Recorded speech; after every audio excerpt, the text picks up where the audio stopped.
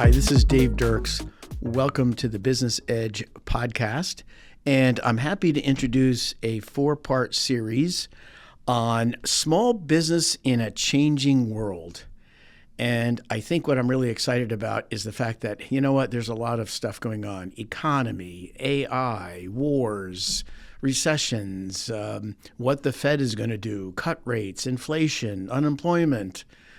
And as all this stuff happens in life, small business owners are faced with the task of having to make decisions, or in some cases, not make any decisions, just keep on going with the model that always seemed to have worked.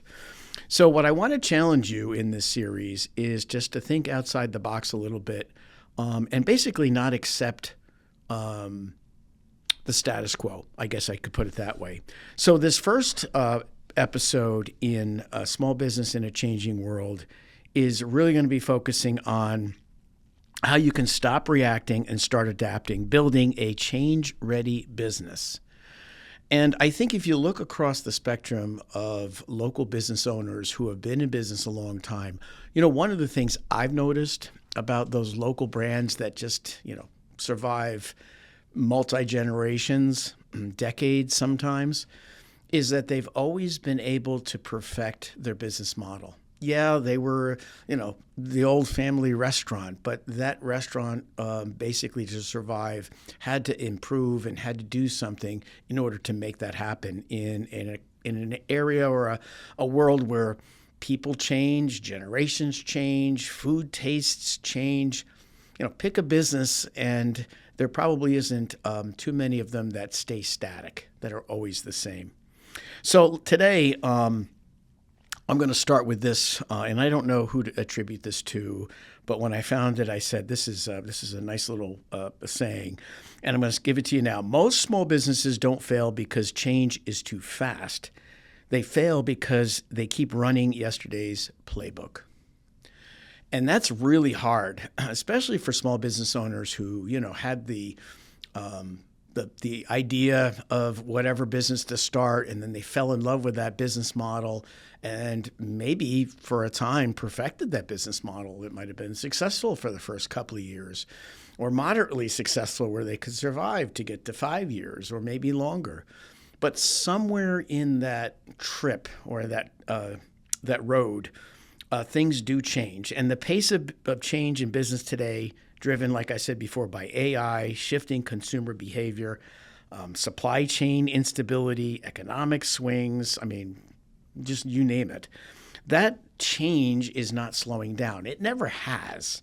But I think it seems, and I'm probably dating myself if I look over the time that I've been around, it does seem that change is accelerating a little bit faster with technology than we've ever seen it before. And AI is a clear, dividing line there in terms of old school versus new school. But there's some good news here. Small businesses, that's you, have an inherent advantage. And your inherent advantage is that you can pivot faster than any large corporation. And pivoting is a strategic asset. People who do high-tech startups are, if the ones that really do well and survive, are the ones that are able to pivot. And what is pivoting? Pivoting means that you don't fall entirely in love with your business model to the point where you don't even recognize that it's not even working anymore. That the decline in sales you can blame on a million things, but it might be the fact that you just didn't recognize change as it was happening. Sometimes it's very hard to do. Change can sometimes be incremental. Sometimes it's a drop the mic moment.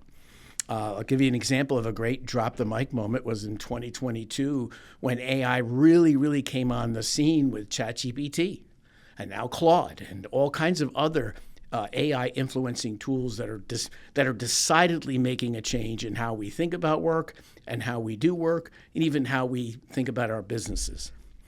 So a change-ready business has what I would say 3 core traits. The first is it has a lean decision-making structure. Now, most business owners, especially small business owners, you're talking about a decision maker of 1, maybe 2 if you have your partner or you have a partner in the business.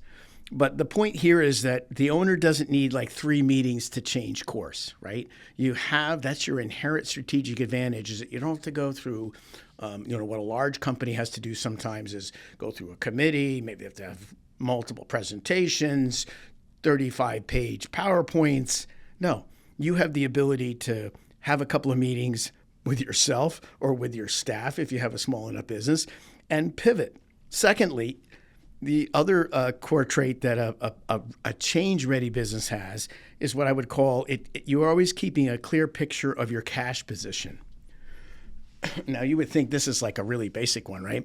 But it's really not as basic as you seem. I've seen a lot of business owners who really don't understand what their cash flow is. They kind of understand profitability, but how does that cash flow? Cash position, cash and financial visibility is what makes pivots possible. So instead of getting panicked, if you understand your cash flow, the seasonality of that cash flow, work with your accountant on that. If you can't identify it and you don't have an accountant, you might actually want to invest in one, or perhaps maybe even use an AI tool to help you to have you analyze that. And another trait, the third trait that a change-ready business has, is that you challenge your own assumptions regularly. We're humans. I myself, same thing. It's like, we have experiences, we have insights, we have our, I've been doing marketing for X number of years, or I've been in sales for a long time, or whatever you happen to be doing. Challenging assumptions is not something you do on a part-time basis. Change-ready businesses are always challenging the status quo. They're always challenging assumptions. Oh, we've always done it this way since we started the business. It seems like it's working, but it may not be. So what does that mean to you? It means that you have to ask yourself every month, every week, every quarter, why are we doing this? And are we willing to honestly answer the question of any aspect of our business model that we want to challenge the assumptions on? We do that. So don't ever think you just leave it there. Assumption challenging is an ongoing thing.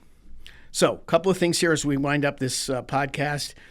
One thing I would ask you to do, and this is maybe the first thing you can do, is get into the habit of every week asking yourself, what changed this week in our business, and how does it affect us? You can ask it at least on a monthly basis. You'd still be ahead of your competition. So you're doing check-ins with yourself. You're doing check-ins with your team. You're doing check-ins with somebody that you trust to make sure that you're really being able to look at what has changed, what is changing in our business, and then what do we do about it? This is Dave Dirks. We really appreciate you listening to our Business Edge podcast. And if you want more information to check out more podcasts, you can go to www.centralwcu.org. Wishing you a great day and a profitable week. Have a good one. The information provided here is for informational purposes only and does not constitute financial advice. Consult with a qualified financial advisor before making any financial decisions.